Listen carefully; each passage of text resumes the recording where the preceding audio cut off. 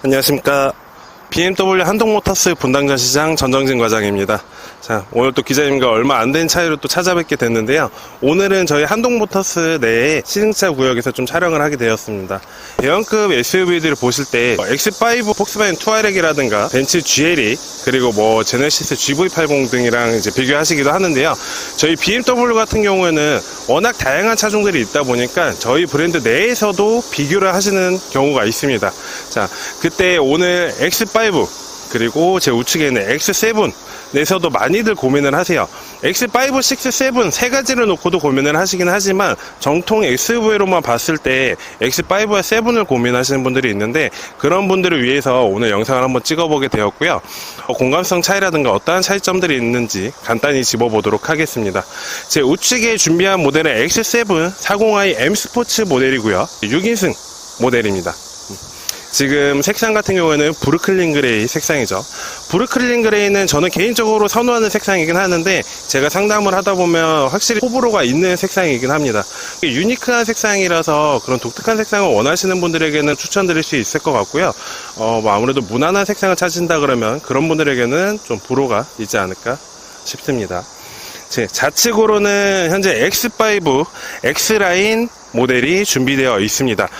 본의 아니게 저희가 또 X5 30D 모델 M 스포츠 모델도 여기 준비되어 있습니다. 가급적 이 둘 중에 X5에서 하나는 7인승이고 하나는 5인승이면은 비교해드리기 조금 더 좋았을 것 같은데 부득이 이제 둘 다 7인승이고요.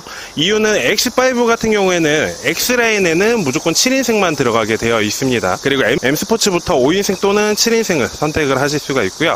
그래도 이 두 가지 보실 수 있는 점 중에 좋은 거 하나는 자, X5 같은 경우에는 30D, 40i 그리고 502 플러그인 하이브리드 고성능 M60i가 있는데 자, 기본적으로 30D, 40i에서는 X라인과 M 스포츠로 나뉘게 됩니다. 그러한 부분에 있어서는 M 스포츠로 자, 상위로 올라가게 됐을 때 M 스포츠 브레이크 그리고 전면부에서 보시면 이제 디자인 차이가 느껴지실 거예요. 이 모델이 이제 X라인이고요. 우측에 있는 게 M 스포츠입니다. 조금 더 이제 하단부 범퍼 쪽에 하이글로시 재질들이 좀 들어가고 구멍들이 이제 송송송 뚫리면서 스포티한 디자인의 모습을 보실 수 있을 거예요. 또한 M 스포츠 브레이크가 들어감으로써 조금 더 고급진 제동 성능이 들어간다라고 봐주시면 좋을 것 같습니다. 우측에서는 X7 40i 자, X5, X7 비교했을 때 뭐 30D, 40i 그리고 M60i까지는 동일합니다. 하지만 X5에는 있는 플러그인 하이브리드 모델이 X7은 없다는 점 참고를 해주시면 좋을 것 같고 X7 같은 경우에는 30D, 40i에서 DP 모델과 M 스포츠 모델로 나뉘게 됩니다. 이것 또한 뭐 디자인 차이 뭐 그런 부분들이 들어가겠지만 DP 디자인 같은 경우는 X7 플래그십 SUV인 만큼 조금 더 고급진 디자인을 선보이고 있고요. X7을 구매를 하면서도 조금 더 스포티한 느낌을 원하시면 M 스포츠 모델을 보실 수 있을 것 같습니다. 그리고 X5와 다르게 X7 같은 경우는 조금 더 넓은 공간감을 가지고 있음으로써 얘는 5인승 7인승이 아닌 X7은 6인승과 7인승 중에 선택을 하실 수 있게 됩니다. 그러한 차이점들이 있다고 보여지고요. 없는데 X7에는 들어가는 기능 하나가 있습니다. 아무래도 X5보다 X7 차체가 더 크죠. 그러면 국내에서 주행하실 때 조금 더 버거우실 거예요. 그런 부분에 있어서 X7은 기본적으로 후륜 조향이 들어가게 됩니다. 후륜 조향 이제는 많은 분들이 알고 계실 거예요. 뭐 유턴을 돌 때 회전 반경이라든가 좁은 골목길에서 조금 민첩하게 가는 부분들 고속 주행에 있어서도 이제 앞바퀴가 움직이면서 뒷바퀴도 같이 움직이다 보니까 조금 더 빠른 이제 차선 변경 등 이제 민첩한 주행이 가능하다는 점 봐주시면 좋을 것 같고요. 자, X5에는 30D가 있고 40i가 있습니다. X7으로 왔을 때는 40D, 40i예요. 디젤의 숫자가 한 칸 올라갔죠. 그럼으로써 이제 마력수는 한 60마력 정도 차이가 나게 되고요. 토크감에서도 차이를 보여주게 됩니다. 아무래도 차가 큰 만큼 저희 BMW 그 고유의 퍼포먼스적인 주행을 보여주려면 힘이 조금 더 좋아야겠죠. 근데 40i를 비교했을 때 마력수는 동일합니다. 다만 X7이 조금 더 높은 토크를 갖고 있다는 점 참고를 해주시면 좋을 것 같아요. 자, 옵션적인 부분에 있어서 워낙 두 차종 모두 최신 버전들이 다 들어가 있다 보니까 인포테인먼트 같은 경우는 iOS 8.5를 사용 중에 있고요. 그 부분은 동일합니다. 대부분 이제 편의 사양들 뭐 냉온 컵홀더라든가 앞좌석 열선, 뒷자리 열선, 앞자리 통풍 시트 뒷좌석 썬블라이드까지 들어가는데 X7은 조금 더 고급한 느낌을 주기 위해 뒷좌석 선블라인드가 전동으로 들어간다는 점. 또한 X5에는 이제 7인승으로 가더라도 3열에 뭐 열선이 없지만 X7은 3열에 열선까지 들어가게 됩니다.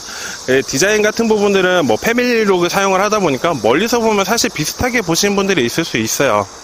오늘은 이제 두 차종을 가지고 공간성을 한번 보시면 어떨까 싶습니다. 5인승 같은 경우 이 대형 SUV를 감안을 했을 때 2열 공간성에서 등받이 각도 정도가 조금 불편함을 느끼시는 분들이 있을 수는 있어요. 그런 분들은 등받이 각도 조절을 위해서 7인승을 봐주시는 게 맞다고 보시면 될 것 같고요. X7 같은 경우에는 6인승과 7인승으로 나뉘는 점 참고를 해주시면 좋을 것 같습니다. 이번에는 X5 실내를 한번 앉아보고 X7에 앉아보도록 할게요. 이게 제가 타기 불편한 게 아니고요.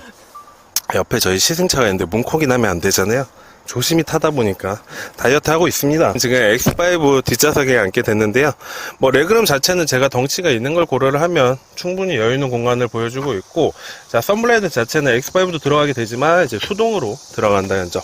그러니까 공간성 자체는 X7에서 보시면 제가 상당히 여유있게 앉아있는 모습을 보실 수 있을 것 같아요. 시트 같은 경우는 X5와 7 모두 그 메리노 가죽 시트가 들어가고 있습니다. 재질이 워낙 좋은 가죽이다 보니까 앉으셨을 때 착자감에 있어서 만족도가 상당히 높고요. 이런 부분들이 또 장거리 주행하시면 훨씬 더 와 닿으실 겁니다. 딱 보기에도 고급스러운 가죽 소재가 느껴지실 거예요. 자, 트렁크 공간으로 가보겠습니다. 자, 대형 SUV, 저희 X5와 X7 같은 경우 크램쉘 방식의 이제 상하 개폐로 나뉘게 되는 트렁크 크램쉘 방식을 채택을 하고 있고요. 일반적으로 다른 SUV라 치면 이걸 열었을 때 지금 EV가 없겠죠. 근데 이제 조금 더 긴 짐을 넣거나 하실 때 내가 뒤쪽에서 이렇게 짐을 이쪽을 통해서 밀 수 있다 보니까 트렁크 상하 차시의 용이한 점을 보실 수가 있습니다. 아까 언급했던 것처럼 지금 저희 시승 차량 같은 경우 X5 이제 40i 엑스라인 모델로서 40i는 아까 제가 7인승만 있다고 말씀드렸죠. 이렇게 7인승 모델 3열에는 의자 시트 두 개가 이렇게 접혀 있는 모습을 보실 수가 있어요. 사실상 X5는 이제 3열에 성인이 앉기에는 아무래도 부족함이 있습니다. 지금 보시다시피 폴딩을 하더라도 일자로 평평한 모습을 보실 수 있다 보니까 여러 용도적인 측면에서 앞서 설명드린 것처럼 리클라인 각도 조절을 필요로 하실 수 있고, 다자녀 같은 분들은 7인승을 구매를 하실 때 또 혜택이 있죠. 그런 분들은 아마 X5에서는 7인승을 선택하시게 될 거예요. 이번에는 X7으로 가볼게요. 확실히 여유 있는 공간을 보실 수 있을 겁니다. 자, 얘는 6인승 모델이죠. 자, X7에서 한 가지 6인승 모델에서의 단점은 컵홀더가 이 하단부에 있다는 거예요. 뒤쪽으로 이제 넘어갈 때는 이 시트를 앞쪽으로 당겨서 이쪽으로 들어가실 수도 있지만 가운데로 넘어가기도 하고, 약간 여기서 움직이면서 컵홀더가 발에 걸린다는 단점이 있는데, 그것보다는 그 단점을 보완해 줄 만큼 넓은 공간성을 보여주고 있다 보니까, 자, 제가 덩치가 워낙 커서 X5가 충분히 큰 차량임에도 제 덩치가 들어가니까 막 그렇게 크다라는 느낌을 못 받으셨을 거예요. 하지만 제가 X7에 타면 또 얘기가 다르죠. 여느 고급 세단 7 시리즈나 S 클래스와 같이 여유로운 공간성을 보여주고 있는 모습을 보실 수가 있습니다. 얘는 지금 제가 시동을 안 켜놔서 밑에서 전동으로 올라오게 된다는 점 참고를 해주시면 좋을 것 같습니다. 트렁크 공간 한번 보여드릴게요. X7 또한 크램쉘 방식으로 이제 상하 개폐로 이루어지게 되고요. 이 상하 개폐 전동 트렁크 방식은 사실상 BMW 외에 현재 국내에서 판매되고 있는 양산 차량들 중에서는 없다고 보시는 게 맞으실 거예요. 처음에는 생소할 수 있지만 실질적으로 내가 트렁크 공간을 많이 활용하는 점에 있어서는 이 부분이 상당히 장점이 되실 수 있습니다. 자, X7 차가 워낙 크죠. 지금 보시면 이 6인승이라 이제 3열 시트 얘도 똑같이 접혀 있는데 트렁크 공간은 확실히 X5에서 훨씬 더 공활하다는 느낌을 받으실 거예요. 자, 근데 X7에서 보실 때 요새 차박들 많이들 하시죠. 현존하는 차량들 중에서 우리가 어디 바닷가 앞에 한적한 데 여행을 가서 차박할 수 있을 때 여유로운 공간을 갖고 있는 거는 X7으로 보실 수 있을 것 같고요. 그런 차박을 필요로 하시는 분들은 사실상 6인승 모델을 보시기보다는 7인승 모델을 보시는 게 2열까지 리클라이닝을 했을 때를 감안을 하면 더 편하실 거라고 생각이 되고요.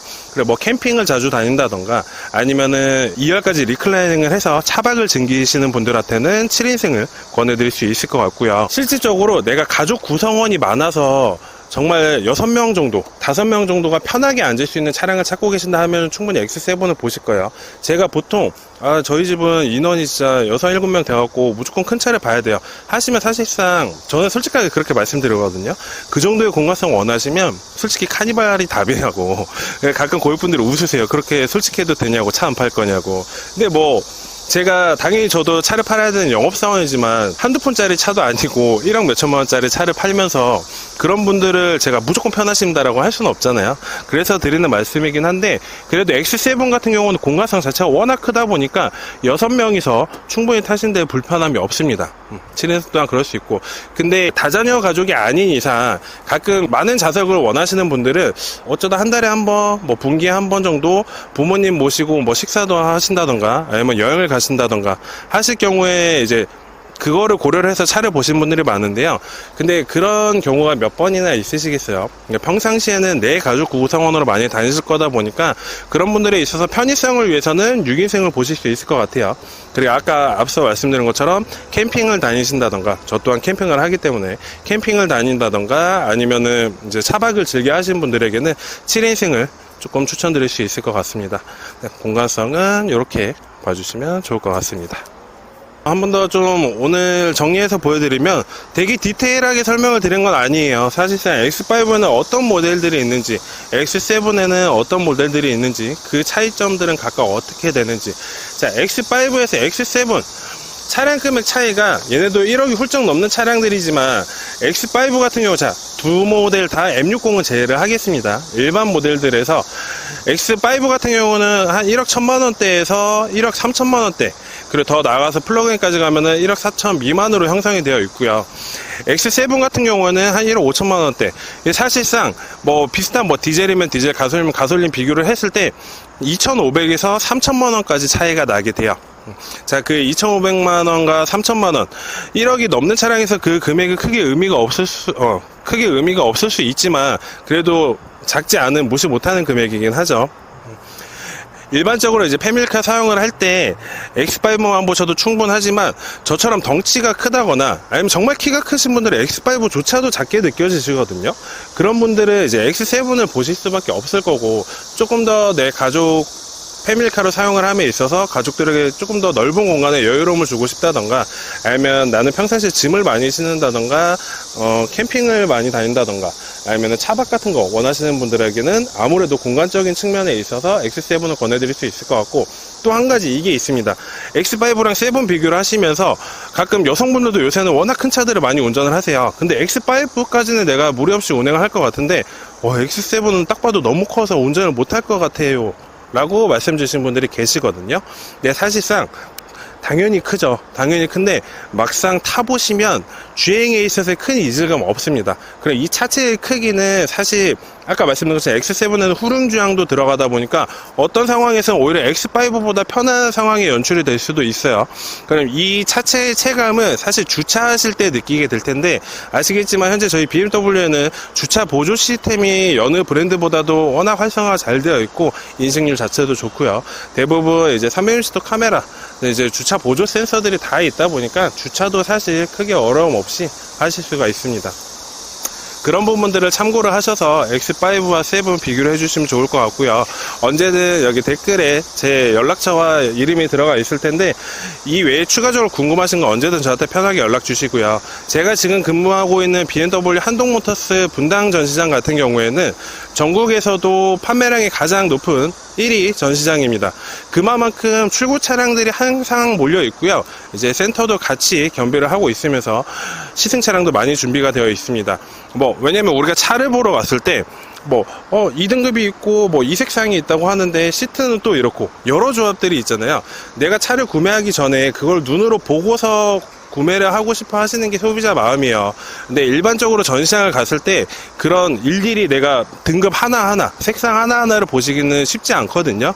근데 저희 한동모터스 분당 전시장만의 장점은 시승 차량과 전시 차량도 많고, 그리고 출고 차량, 오는 차량들이 워낙 다양하게 있다 보니까 웬만해서는 방문을 하셨을 때 구매하시려는 차량의 등급에 따른 디자인들을 보실 수 있고, 외관 색상도 웬만한 색상을 다 보시고 실내 시트까지 보실 수 있다는 장점이 있어서 언제든 이 근방에 거주 중이신 분들은 한동모터스 본당 전시장으로 내방을 해주시고요. 그 외에 지방에 계신 분들은 이제 연락처를 통해서 저한테 연락 주시면 제가 조금 더 자세한 상담 도와드릴 수 있도록 하겠습니다.